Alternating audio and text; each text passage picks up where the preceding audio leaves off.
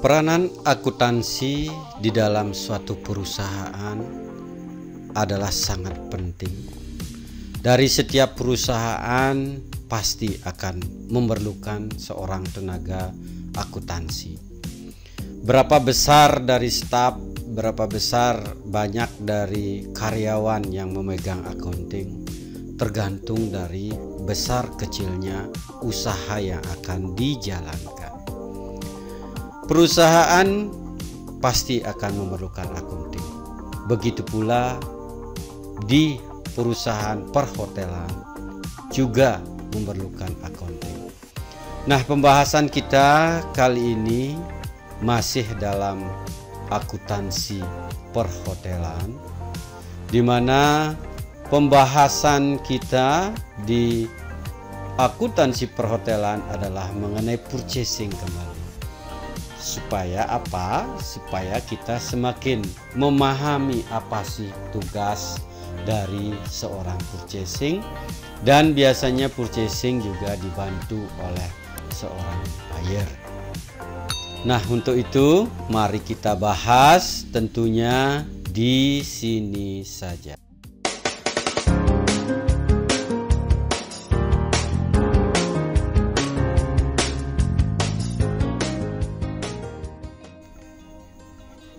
Ketersediaan barang yang diperlukan oleh departemen pengguna atau user ya, merupakan kewajiban dari tim accounting atau departemen accounting. Dalam hal ini itu ada di bawah komando kendali dari seorang purchasing. Namun dalam pemenuhan kebutuhan tersebut haruslah sesuai dengan kebijakan di hotel tersebut. Apapun pengadaan barang, meskipun harus dilakukan oleh purchasing, namun tetap harus memperhatikan kebijakan-kebijakan yang harus dipatuhi oleh user. Seperti misalnya barang tidak semuanya harus urgent, tidak harus semuanya harus ada saat ini. Nah, itu mungkin barang urgent inilah yang menjadi permasalahan dari setiap perhotelan dengan purchasing. Jadi antara user dengan purchasing itu, bagaimana kita bisa meminimais dari kebutuhan barang yang namanya urgent. Untuk kebutuhan barang yang sifatnya tetap atau barang yang selalu dibutuhkan dan sangat diperlukan untuk menunjang operasional hotel akan selalu tersedia dan itu disimpan di store. Pengadaan barang tersebut juga selalu memperhatikan kebutuhan per hari ataupun per bulan sesuai dengan tingkat hunian tamu di hotel. Akupansi tamu di hotel itu berapa? Inilah yang harus diperhitungkan oleh seorang purchasing di dalam melakukan stok opnam, stok yang ada di store.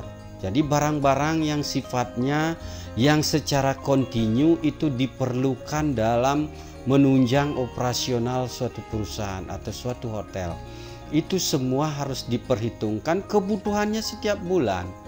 Nah, inilah yang sudah menjadi tanggung jawab dari seorang purchasing di dalam melakukan pengadaan barang-barang tersebut. Nah, untuk barang yang sifatnya mendadak atau urgent inilah yang sering membuat purchasing kewalahan dalam pengadaannya. Kebutuhan barang ini harus ada jam ini, hari ini, jam sekian. Nah, inilah belum lagi melakukan penawaran, belum melakukan approve dengan general manager ke departemen accounting, chief accountant ataupun financial controller ke GM. Nah, itu memerlukan suatu proses, sehingga mari kita belajar untuk mengantisipasi. Nah, hal ini ya user itu harus membuat perencanaan dalam pekerjaan mereka. Sebelum melakukan eksekusi, mengeksekusi pekerjaan, nah, sehingga kebutuhan akan barang itu bisa terpenuhi. Buatlah perencanaan dulu secara matang kebutuhan barangnya. Kalau kita mengeksekusi pekerjaan ini, ya itu semua sudah terkonsep kan gitu, langsung dibuatkan PR, langsung ke purchasing, nanti pasti akan diproses. Setelah barang kita cukup, baru kita mengeksekusi. Jangan eksekusi dulu, baru kebutuhan barangnya belakangan. Ataupun kis-kis tertentu mungkin bisa kita pahami, tetapi tidak semua sifatnya harus urgent. Nah itu kembali sedikit kita mereview apa sebenarnya fungsi dan tanggung jawab dan tambahan-tambahan dari apa yang sudah kita bahas sebelumnya. Nah kita lanjut teman-teman.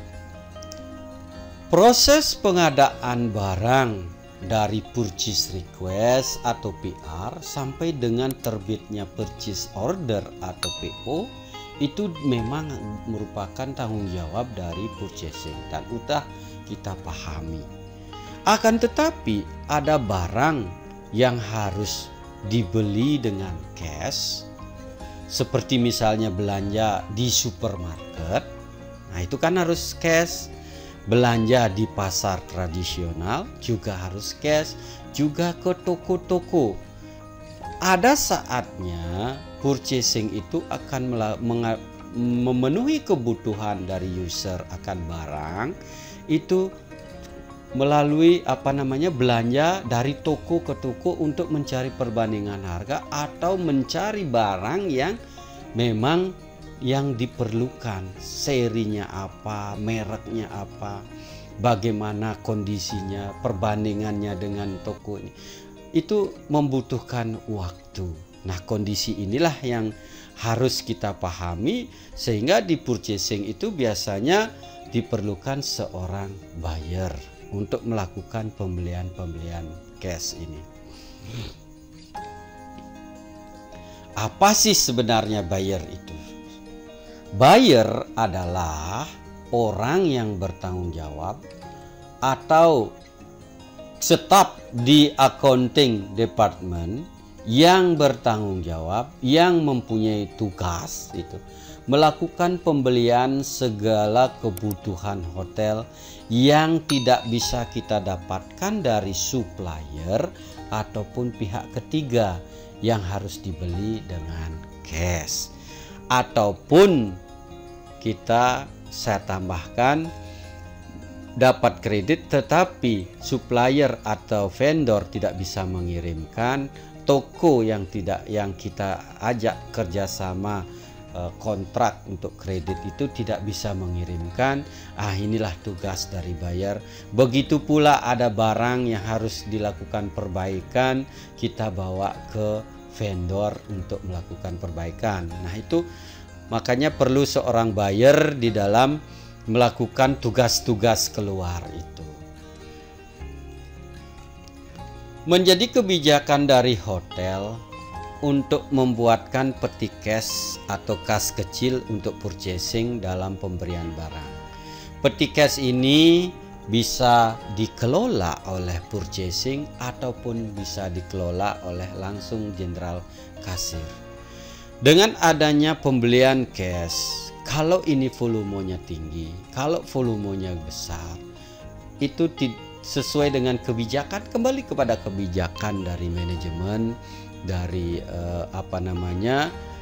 general manager di dalam memberikan wewenang tanggung jawab untuk dilakukan peti cash dikelola oleh purchasing gitu umpamanya. Ataupun kalau bisa di backup oleh general kasir karena barangnya tidak begitu banyak yang harus dibeli secara cash, bisa dikelola juga oleh general kasir. Nah ini tergantung kebijakan dari masing-masing hotel. Peti cash dikelola oleh purchasing, kalau dikelola oleh purchasing, tentunya purchasing itu harus setiap bulan membuat laporan yang dipertanggungjawabkan ke Jenderal Kasir. Itu menjadi hal penting sehingga purchasing mengelola peti cash, otomatis setiap bulan mereka mendapatkan peti cash, akhir bulan dia harus melakukan laporan ke Jenderal Kasir. Nah, mari kita bahas bagaimana kalau peti cash itu dikelola oleh purchasing, apa yang harus kita lakukan atau jurnal apa yang harus kita buat. Awal bulan purchasing akan menerima uang cash sebagai peti cash. Jurnalnya gimana? Pada saat uang sudah dikeluarkan oleh Jenderal Kasir ke purchasing sebagai peti cash, jurnalnya itu adalah debitnya peti cash purchasing, kreditnya tentu adalah cash karena uang keluar, berarti dia di kredit ya. Debitnya peti cash purchasing, kreditnya adalah cash. Nah, ini selalu menjadi pegangan kalau kita mengeluarkan uang. Untuk apa uang itu? Berarti di debit menambah daripada peti cash purchasing. Kreditnya kas keluar, berarti berkurang di kredit. Selama sebulan semua transaksi cash yang dilakukan di purchasing itu harus dibukukan. Dan akhir bulan harus dilaporkan. Ataupun seandainya ada pengembalian sisa dari peti cash itu langsung di store juga, dibalikkan lagi ke Jenderal Kasir. Atau kalau di pertengahan bulan atau di akhir-akhir bulan itu peti cash sudah minus, bisa kembali kita order ke Jenderal Kasir. Laporan yang dibuat adalah cash flow. Purchasing membuat laporan cash flow dari peti cashnya yang dia pegang. Nah, dari cash flow ini tentunya nota-nota asli dari setiap pembelian itu harus dilampirkan, di-attach. Apa yang menjadi pengeluaran pembelian barang ini, oh ini notanya. Nah, begitu pula selama sebulan itu harus diperhatikan seperti itu. Peti cash yang dikembalikan oleh purchasing itu kita jurnal. Seandainya ada kelebihan di akhir bulan, tentunya pada saat purchasing menyetor laporan berupa cash flow itu, kalau memang saldonya ada, dikembalikan lagi ke Jenderal Kasir, sehingga jurnalnya pada saat mengembalikan cash itu di debit, kemudian kreditnya adalah peti cash purchasing. Nah, inilah debit kreditnya ini akan kembali kita balancing. Untuk apa dari peti cash purchasing itu sehingga saldonya menjadi berapa, itu dilawankan dengan peti cash di debit, tentunya dengan pembelian-pembelian dengan ditunjukkan nota-notanya. Nah, itu.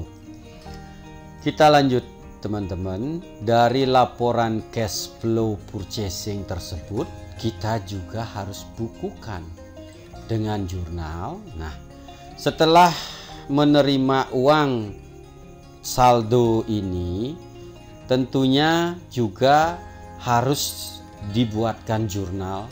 Berapapun pembelian, jumlahnya berapapun, itu di jurnal per item, per toko, per daripada pihak ketiga, per supplier, per vendor atau apalah yang menyediakan barang-barang yang dibeli di dalam cash flow itu.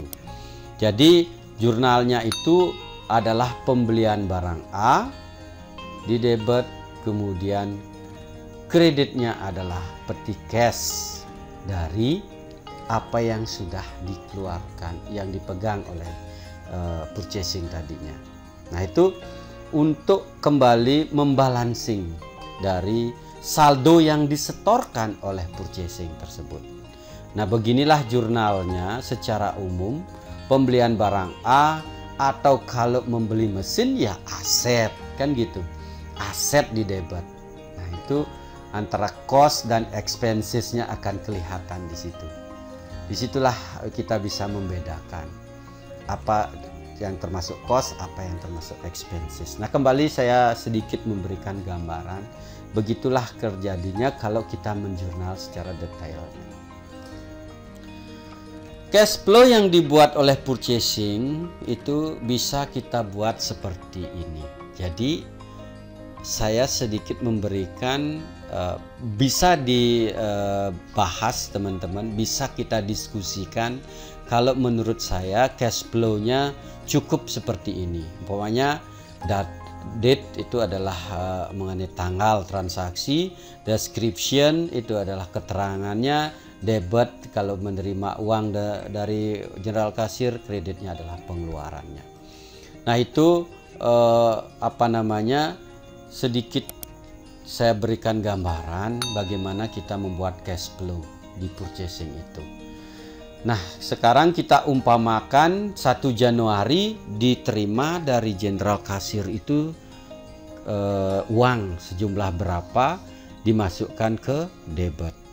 Kemudian tanggal 3 umpamanya dilakukan pembelian barang A, itu karena kita mengeluarkan uang berarti dia di kredit. Begitu juga seterusnya setiap tanggal pembelian per tanggal Januari itu pembelian barang B, C, D atau aset itu semua dicantumkan di sini di cash flow ini. Kemudian bill-billnya, nota-notanya juga harus dilengkapi. Dan akhirnya di tanggal 30 Januari itu terakhir umpamanya ada pembelian barang X gitu, maka di kredit juga kita tambahkan. Ataupun pada pertengahan bulan itu kekurangan dari peti cash bisa kembali diterima dari general kasir gitu, dan itu dimasukkan ke debit. Sehingga dari hasil ini kita total debit kreditnya, debitnya berapa, kreditnya berapa, akhirnya menemukan saldo peti cash. Nah, inilah yang akan kita kembalikan ke general kasir. Nah, dari ini pembelian barang-barang ini oleh general kasir akan dijurnal seperti tadi. Pembelian barang A gininya adalah peti cash ya. Nah, itu mudah-mudahan teman-teman bisa pahami. Seperti ini mungkin yang bisa kita berikan kalau pengelolaannya dilakukan oleh purchasing peti cash itu ya. Mungkin ini bisa kita diskusikan teman-teman. Mudah-mudahan banyak dari teman-teman yang mempunyai pengalaman daripada membuat pembukuan di purchasing. Selanjutnya teman-teman, peti cash yang dikelola langsung sekarang dikelola oleh general kasir ya. Dikelola oleh general kasir. Pembukuannya seperti apa? Seperti saat buyer akan membeli barang. Nah, sekarang kita contohkan umpama buyer akan keluar membeli barang gitu ya. Yang harus diperhatikan oleh buyer itu apa? Kebutuhan barang ini harganya berapa? Perkiraan barang ini berapa harganya? Berapa harus meminta uang ke general kasir supaya tidak terlalu banyak dan juga tidak kekurangan. Ini harus sebenarnya sudah kita perkirakan barang ini adalah harganya 1 juta gitu umpamanya. Meskipun nantinya kenyataannya adalah 950 gitu. Nah, itu tetap menjadi pegangan dari buyer itu pada saat mau keluar. Berapa sih akan kita membutuhkan dana dari general kasir. Nah, dari sini general kasir akan mengeluarkan advance cash. Jadi diberikan advance cash kepada buyer, dan nanti setelah barang ini tentunya advance cash ini juga harus pengetahuan formnya itu adalah ditandatangani oleh purchasing manager atau supervisornya. Nah, pembukuannya akan dibuat saat barang tersebut sudah dibeli dan buyer sudah bisa menunjukkan nota pembelian. nota pembelian diberikan kepada general kasir, advance cash-nya kemudian ditarik gitu loh. Jadi berapa nominal yang akan dibukukan sejumlah nota, bukan sejumlah advance cash-nya. Notanya berapa, itulah yang akan menjadi peristiwa akuntansinya. Notanya itu yang mencerminkan berapa cost ataupun expense yang dikeluarkan oleh buyer untuk mendapatkan barang tersebut. Nah, itu kalau dikelola oleh general kasir ya lebih singkat perjalanannya kalau kita membukukan peristiwa akuntansinya. Jurnalnya adalah langsung di jurnal pembelian barang A, pembelian barang B, pembelian aset, apalah itu dibeli oleh buyer, itu kita lakukan seperti ini. Atau kalau kita menjurus lagi adalah cost-nya atau expenses, biaya atau beban yang ditimbulkan. Itu di debit, kemudian cash tentunya di kredit. Inilah yang jurnal yang kalau general kasir yang mengelola peti cash itu. Nah, sederhananya seperti ini teman-teman, kita buat dari peristiwa akuntansi yang terjadi di purchasing, bagaimana alur prosesnya itu seperti itu sederhananya, tergantung sekarang volume kebutuhan barang dengan pembelian cash yang tidak terlalu besar dan tidak urgent. Itu bisa dikelola langsung oleh general kasir. Itu sederhananya peristiwa akuntansinya yang kita bisa lihat dari volume pembelian barang cash itu apakah tinggi atau tidak urgent ya. Nah, itu teman-teman kita lanjutkan dulu. Nah, pengelolaan peti cash purchasing tersebut bisa dilakukan oleh purchasing ataupun dilakukan oleh general kasir. Nah, ini tergantung dari kebijakan dari manajemen hotel dengan memperhatikan volume dari kegiatan tersebut, juga hal mana yang lebih memungkinkan. Apakah akan diberikan pengelolaannya kepada purchasing ataupun dikelola oleh general kasir. Apapun yang diputuskan, yang jelas ketersediaan barang yang dibutuhkan oleh user berjalan lancar sehingga operasional hotel juga menjadi lancar, kenyamanan dan keamanan di hotel menjadi kondusif. Nah, itulah, baiklah teman-teman, pembahasan kita kali ini cukup sampai di sini. Seandainya menemukan kesulitan, mari kita berdiskusi dengan menuliskan di kolom komentar, kita bahas bersama.